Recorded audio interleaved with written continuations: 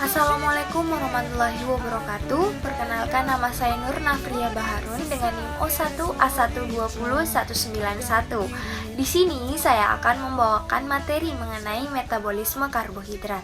Nah, materi pertama yang saya bawakan terlebih dahulu yaitu pengertian glikolisis, glikogenesis, glikoneolisis, serta gluconeogenesis. Nah, yang pertama yaitu glikolisis. Nah, glikolisis merupakan rangkaian reaksi kimia penguraian glukosa yang mempunyai 6 atom C menjadi asam pirufat yang mempunyai 3 atom C, NADH dan ATP. NADH atau nikotinamida adenina dinukleotida hidrogen adalah koenzim yang mengikat elektron H sehingga disebut elektron berenergi tinggi. Nah, sedangkan ATP atau adenosin trifosfat merupakan senyawa yang berenergi tinggi. Setiap pelepasan fosfatnya akan menghasilkan energi. Nah, pada proses glikolisis, setiap satu molekul glukosa ini diubah menjadi 2 molekul asam pirufat, 2 NADH dan 2 ATP. Yang kedua yaitu glikogenesis, yang merupakan suatu proses anabolik dalam membentuk glikogen untuk menyimpan glukosa ketika kadar glukosa dalam darah tinggi seperti saat sesudah makan. Glikogenesis juga dapat diartikan sebagai proses pembentukan glikogen dari glukosa yang selanjutnya akan disimpan dalam otot maupun hati, karena glikogen adalah suatu bentuk karbohidrat yang disimpan dalam tubuh yang sama dengan amilum dari tumbuhan. Yang ketiga yaitu glikogenolisis, adalah suatu proses pemecahan glikogen yang terjadi melalui jalan yang berbeda, yang tergantung dari proses apa yang mempengaruhinya. Nah, molekul glikogen dapat menjadi lebih besar atau lebih kecil, namun sangat jarang apabila molekul tersebut ini dapat dipecah dengan sempurna. Dan yang terakhir yaitu gluconeogenesis, yang merupakan suatu lintasan metabolisme yang dapat dimanfaatkan tubuh untuk menjaga kadar glukosa dalam darah tetap seimbang selain dengan glikogenolisis. Nah, proses yang terjadi dalam gluconeogenesis atau pembentukan gula baru yaitu asam laktat akan diubah kembali menjadi glukosa melalui rangkaian reaksi. Karena pada dasarnya gluconeogenesis tersebut merupakan proses sintesis glukosa yang berasal dari senyawa-senyawa selain karbohidrat seperti asam laktat serta beberapa asam amino. Selanjutnya yaitu siklus glikolisis, yang dimana teman-teman bisa melihat gambar yang ada di dalam PPT saya. Ternyata ada 10 tahap dalam siklus glikolisis, yang dimana glikolisis ini kan pemecahan glukosa. Nah, melalui proses ini satu molekul glukosa itu sepenuhnya dipecah untuk menghasilkan 2 molekul asam pirufat, 2 molekul ATP dan 2 NADH. Nah, tahap pertama yaitu fosforilasi glukosa atau penambahan gugus fosfat. Nah, reaksi ini dimungkinkan oleh heksokinase enzim yang memisahkan satu kelompok fosfat dari ATP dan menambahkannya ke glukosa, mengubahnya menjadi glukosa 6-fosfat. Dalam proses satu ATP molekul yang merupakan mata uang energi tubuh digunakan ini dan akan ditransformasikan ke ADP atau adenosin difosfat karena pemisahan satu kelompok fosfat. Tahap kedua yaitu produksi fruktosa 6-fosfat. Nah, hal ini dimungkinkan oleh aksi dari enzim fosfoglukoisomerase. Nah, kerjanya pada produk dari tahap sebelumnya, glukosa 6-fosfat, dan berubah menjadi fruktosa 6-fosfat yang merupakan isomernya. Isomer itu adalah molekul yang berbeda dengan rumus molekul yang sama tetapi susunan berbeda dari atom. Nah, tahap ketiga yaitu produksi fruktosa 1,6-difosfat. Nah, pada tahap ini fruktosa isomer 6-fosfat diubah menjadi fruktosa 1,6-difosfat dengan penambahan kelompok fosfat. Konversi ini dimungkinkan oleh fosfofruktosa fruktokinase, enzim yang memanfaatkan satu molekul ATP lebih dalam proses. Tahap keempat yaitu pemecahan fruktosa 1,6-difosfat. Nah, pada tahap keempat ini adolase enzim membawa pemisahan fruktosa 1,6-difosfat menjadi dua molekul gula yang berbeda, yang keduanya isomer satu sama lain. Kedua gula yang terbentuk adalah gliseraldehida fosfat dan fosfodihidroksiaseton. Nah, tahap kelima yaitu interkonversi 2-glukosa fosfat dihidroksiaseton adalah molekul hidup pendek. Nah, secepat itu itu akan diubah menjadi fosfat gliseraldehida oleh enzim yang disebut fosfat triose. Jadi dalam totalitas tahap keempat dan kelima dari glikolisis itu menghasilkan dua molekul gliseraldehida fosfat.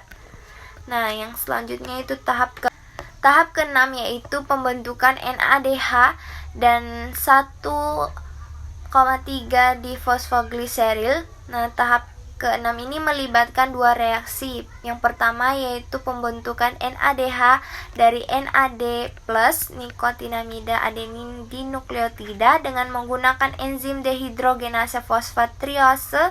Dan kedua adalah penciptaan 1,3 difosfogliseril atau asam dari dua molekul gliseraldehida fosfat yang dihasilkan pada tahap sebelumnya.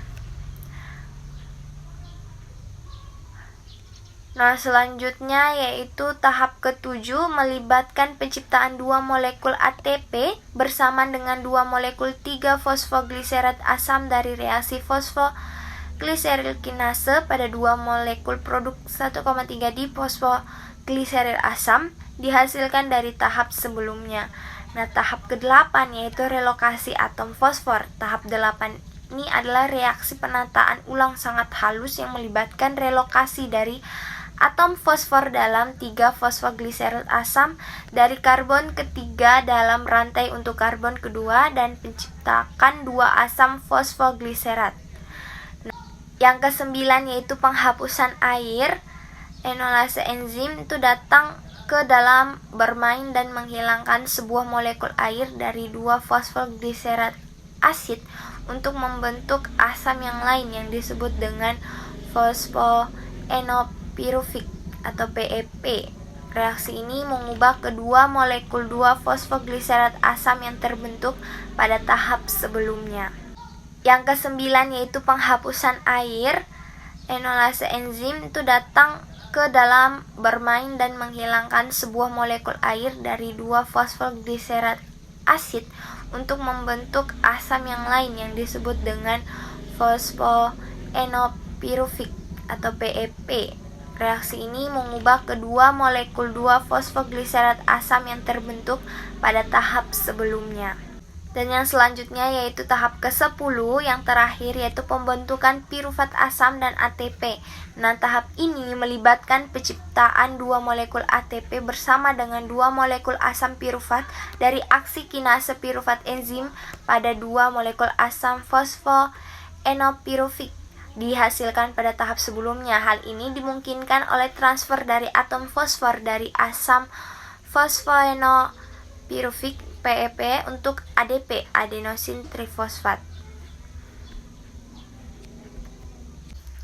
Selanjutnya kita masuk ke siklus Krebs, yang dimana siklus Krebs ini merupakan tahap kedua dari tahapan respirasi sel aerob yang diawali dengan proses glikolisis. Nah, seperti yang saya sudah jelaskan tadi bahwa glikolisis ini adalah pemecahan glukosa menjadi asam pirufat dan ifosforilisasi oksidatif. Nah, kemudian akan menghasilkan 2 ATP, 2 NADH yang disebut juga dengan istilah adenotrifosfat. Setelah itu, asam pirufat ini diproses untuk memasuki tahap siklus Krebs. Namun sebelum masuk ke tahap siklus Krebs, asam pirufat ini terlebih dahulu masuk ke tahap dekarbosilasi oksidatif yang berada di dalam mitokondria sel tubuh. Setelah itu barulah terjadi 8 tahapan dalam proses siklus Krebs. Nah, molekul asetil koenzim A kemudian memasuki siklus Krebs untuk menghasilkan ATP, NADH, FA, NADH2 dan CO2. Tahapan-tahapan dalam proses ini itu akan membentuk lingkaran sehingga disebut dengan siklus.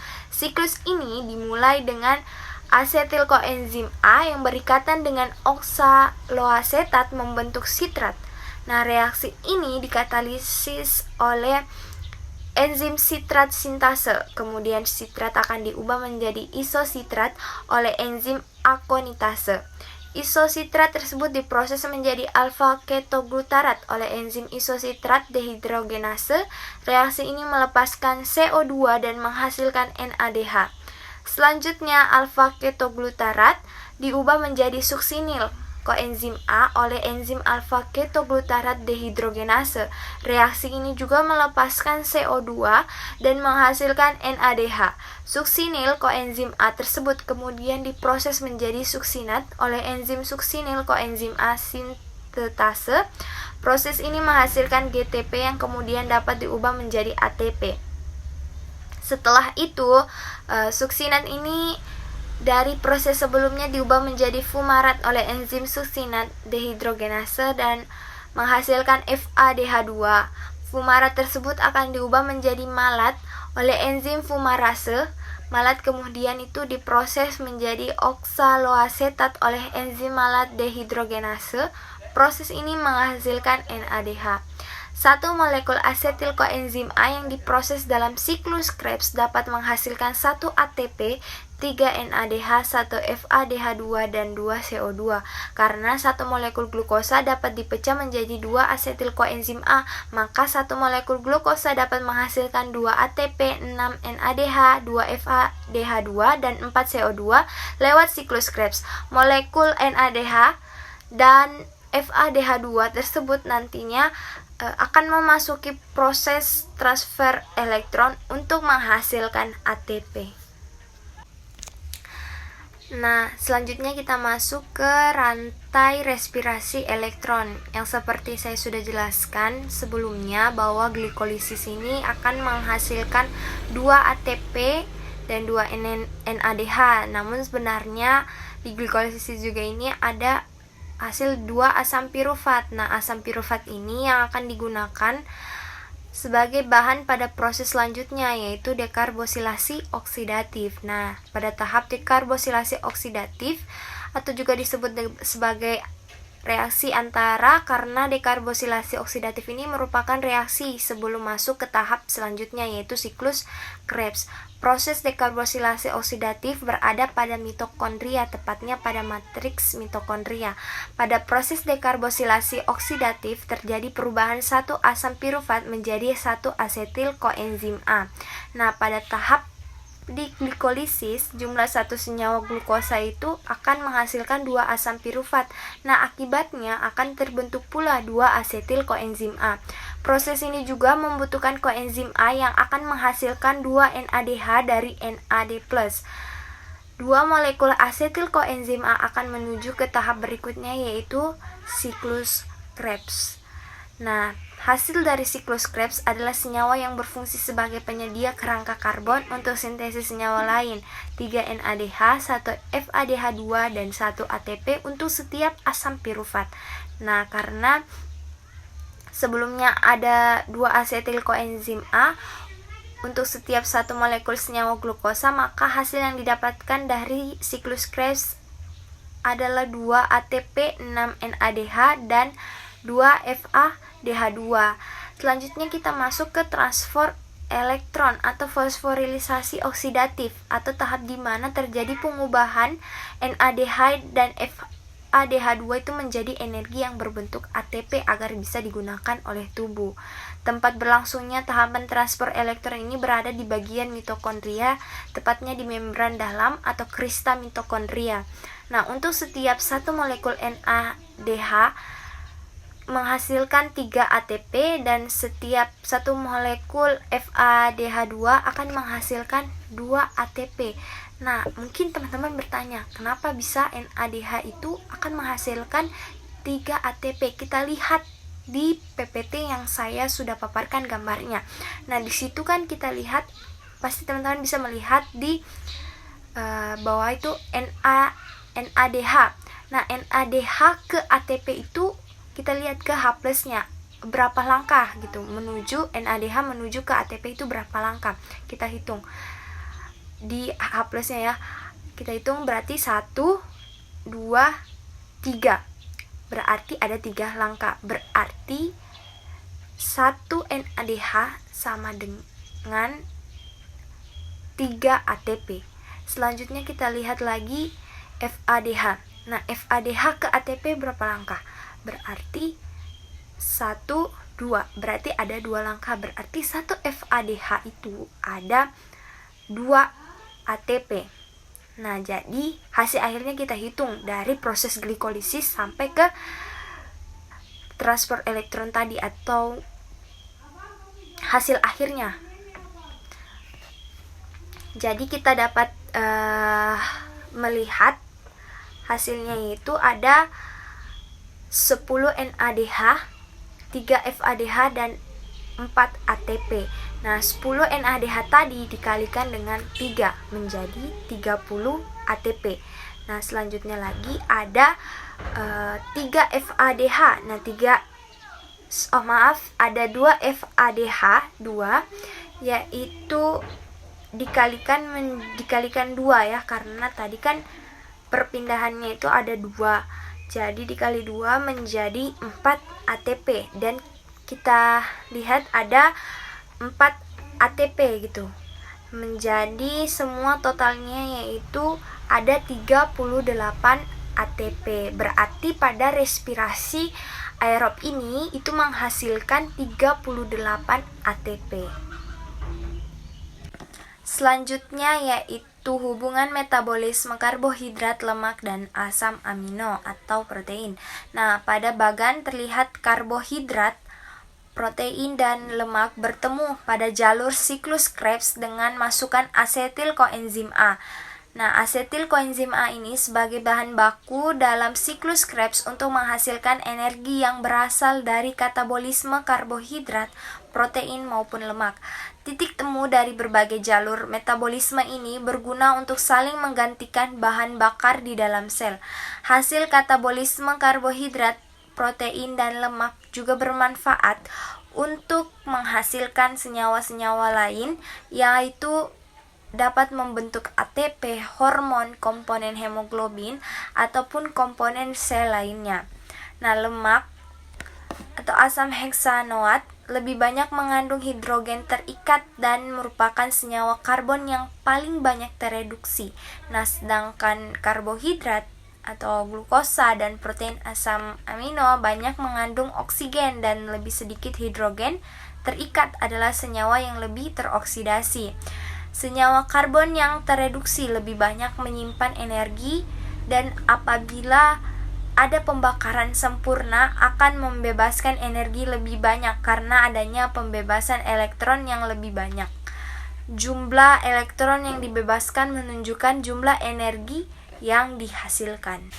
Nah, selanjutnya itu kita masuk ke proses glikolisis aerob dan energi ATP yang dihasilkan satu glukosa. Yang seperti kita ketahui bahwa glukosa itu kan berasal dari makanan-makanan yang mengandung karbohidrat gitu. Nah, dan respirasi aerob ini adalah respirasi yang membutuhkan oksigen. Nah, glikolisis yang merupakan tahap pertama respirasi aerob yang terjadi di dalam sitoplasma atau sitosol. Pada tahap ini molekul glukosa akan diuraikan menjadi senyawa yang lebih sederhana. Hasil penguraian molekul glukosa pada glikolisis berupa 2 molekul ATP, 2 molekul asam pirufat, dan 2 molekul NADH. Nah, tahap kedua setelah glikolisis itu ada dekarbosilasi oksidatif. Nah, tahapan ini tuh berlangsung di dalam mitokondria. Reaksi pertama diawali dengan perubahan asam pirufat menjadi asetil koenzim A. Nah, perubahan tersebut ini menghasilkan molekul CO2 dan NADH. Artinya satu molekul asam pirufat akan menghasilkan satu molekul asetil koenzim A, CO2, dan NADH. Oleh karena pada tahap glikolisis dihasilkan 2 asam pirufat, maka dekarbosilasi oksidatif menghasilkan 2 molekul asetil koenzim A, 2 molekul CO2, dan 2 molekul NADH. Nah, selanjutnya yaitu siklus Krebs adalah tahapan ketiga dari serangkaian proses respirasi aerob. Pada tahapan ini akan dihasilkan 2 molekul ATP, 6 molekul NADH, 2 molekul FADH2, dan 4 molekul CO2. Selanjutnya itu transport elektron. Nah, tahapan ini merupakan tahapan akhir pada respirasi aerob yang disertai pembentukan ATP paling banyak. Transport elektron berlangsung di dalam krista yaitu membran mitokondria. Reaksi yang berlangsung di dalam transport elektron adalah reaksi reduksi dan oksidasi antara senyawa NADH dan FADH2. Nah, kedua senyawa ini dihasilkan dari tahapan sebelumnya. Nah, transport elektron yang melibatkan oksidasi NADH akan menghasilkan 3 ATP dan 1 H2O. Demikian halnya dengan oksidasi FADH2 yang jumlah ATP-nya itu hanya sedikit, yaitu 2 ATP. Hal itu disebabkan oleh kecilnya energi yang dihasilkan dari oksidasi FADH2. Nah, materi yang terakhir yaitu mengenai proses glikolisis anaerob dan energi yang dihasilkan dalam satu glukosa. Nah, sebenarnya respirasi anaerob ini adalah respirasi yang tidak membutuhkan oksigen, yang dimana tahapan-tahapan dari respirasi anaerob itu yang pertama ada fermentasi alkohol.